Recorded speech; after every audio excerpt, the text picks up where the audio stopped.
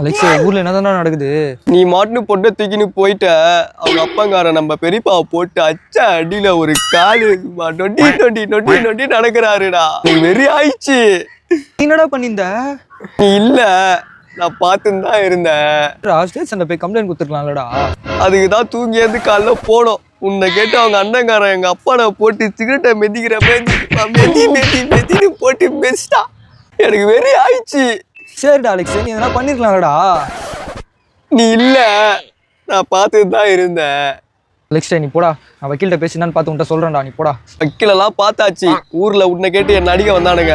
நான் உஷாரா வக்கீல போட்டு கொடுத்துட்டேன். பாவம் புரட்டி எடுத்துட்டானுங்க. எனக்கு வெறி ஆயிடுச்சு, வெறி ஆயிடுச்சு. சரிடா அலெக்ஸ், நீ எதனா பண்ணிருக்கலாம்டா.